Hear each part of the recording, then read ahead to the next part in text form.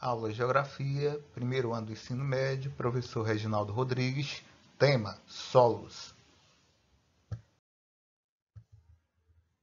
Solos. O solo corresponde à parte natural, integra a paisagem que dá suporte às plantas que nelas se desenvolvem. A pedologia parte da geografia que estuda os solos. Horizonte de um solo. Os horizontes são camadas que apresentam características distintas de tamanho de grão, presença ou não de matéria orgânica, existência ou não de água ou minerais. Pedogênese é o processo de formação dos horizontes de um solo. Os horizontes do solo são O, A, E, B, C e R. Cada horizonte desse vai apresentar características distintas. Os solos profundos, eles vão apresentar todos esses horizontes. Porém, há solos que apresentam poucos horizontes. Os solos gerados em locais úmidos, geralmente são solos mais profundos. Como o intemperismo químico é mais atuante, esses solos são bem profundos, apresentando todos esses horizontes. Já em regiões áridas, por exemplo, como o sertão, os solos eles vão ser muito rasos e vão apresentar somente, por exemplo, o horizonte O, o A, muitas vezes o R logo, né? Eu tenho a camada do horizonte O, o A, e depois eu tenho o horizonte R, que é a rocha matriz, certo? Fatores que influenciam na formação de um solo, né? O clima, o tipo de rocha, o relevo e o tempo, né? O tempo que eu falo que é o tempo geológico, que o processo de produção do solo é milhões de anos, não é um processo rápido. E como a gente viu, em regiões de clima mais úmido, os solos serão mais profundos. Em regiões de clima mais áridos, os solos eles serão mais rasos, certo? Por fim, o tipo de rocha também. Se eu tenho rochas sedimentares, né, essas rochas vão ser alteradas de uma forma mais intensa e assim os solos serão mais profundos. Se eu tenho rochas resistentes, como os granitos, o que vai ocorrer? Os gnáseos, né? O que vai ocorrer? Essas rochas vão ser destruídas, alteradas com maior dificuldade. Os solos serão um pouquinho mais rasos. Elementos. O que há no solo? Eu vou ter matéria orgânica. Matéria orgânica é o quê? Restos de animais, de vegetais que se acumulam no primeiro horizonte, que é o horizonte O, e vão se decompor. Eu tenho água, eu tenho ar, eu tenho partículas minerais. Algumas partículas podem ser bem pequenas, né? Por exemplo, como da argila, ou partículas maiores, como por exemplo dessa própria areia grossa que a gente compra em depósito, né? Que é geralmente retirado que da margem de algum rio ali. Beleza? A presente figura representa o perfil de um solo maduro, no qual irá apresentar todos os horizontes. O horizonte O é o horizonte composto de matéria orgânica, vegetal ou animal. Nessa camada, que é uma camada muito fértil, se desenvolve a maior parte dos vegetais.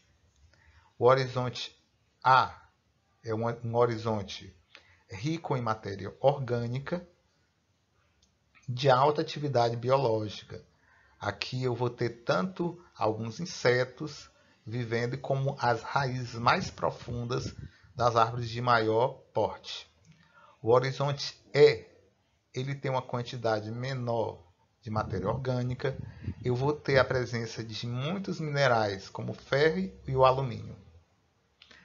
O horizonte B, ele já vai apresentar como característica grãos de areia maiores, certo? Eu vou ter algumas rochas em processo de alteração ou de intemperização, eu vou ter muitos minerais como o ferro e o alumínio, a matéria orgânica que já é reduzida.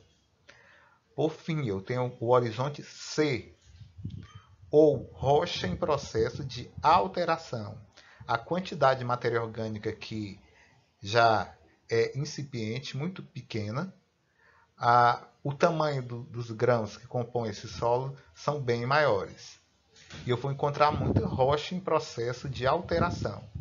Por fim, o horizonte R é a chamada rocha bruta ou rocha-mãe. É a rocha que originou todas as camadas que eu citei acima. Problemas do solo. O solo pode apresentar os seguintes problemas. Primeiro, erosão. A erosão é um processo natural, porém o homem intensifica através do desmatamento e de outras ações antrópicas. Lixiviação. Lixiviação é a lavagem do solo devido a intensas chuvas. O homem desmata, deixa o solo sem a proteção natural, o solo, parte dele é erodido e parte dele permanece. Porém, devido às cíclicas chuvas, as águas da chuva, as torrentes, levam os nutrientes, deixando o solo, porém um solo sem minerais e sem os elementos nutrientes que compõem até então.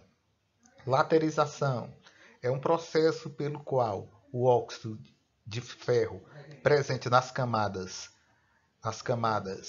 B e C afloram até a superfície, até a camada O, criando uma carapaça de cor avermelhada, tornando o solo duro, impedindo a germinação de sementes.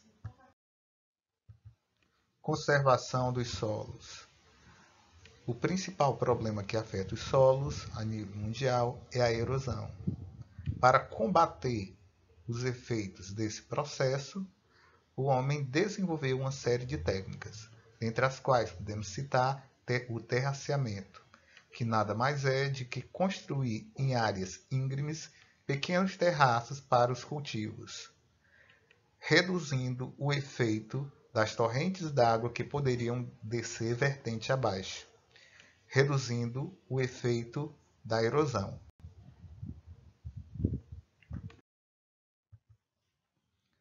O plantio em curvas de nível é outra técnica utilizada para reduzir os efeitos da erosão, principalmente em áreas de declínio. A presente figura apresenta as cotas de curva de nível de um terreno. As curvas de nível trabalham da seguinte forma: nas áreas menos íngremes, que seria a cota de 20 metros, seriam cultivados os cultivos sazonais. Nas áreas mais íngremes, por exemplo, na cota de 80 e 60 metros, onde o declive é maior, se plantariam árvores ou cultivos permanentes. Ou seja, nas áreas íngremes, cultivos permanentes. Nas áreas de menor declínio, na cota de 20 metros, se plantariam cultivos temporários. Dessa forma, os efeitos da erosão seriam combatidos. Conservação dos solos. Outra técnica utilizada para conservar os solos é o cultivo de árvores. O cultivo de árvores perenes, ou quando se mantém a vegetação original de florestas, tem a propriedade de reter o solo e impedir a atuação dos processos erosivos. Ou seja, a partir do momento que você planta árvores perenes, o processo de erosão ele é minimizado. Outra técnica é a associação de culturas.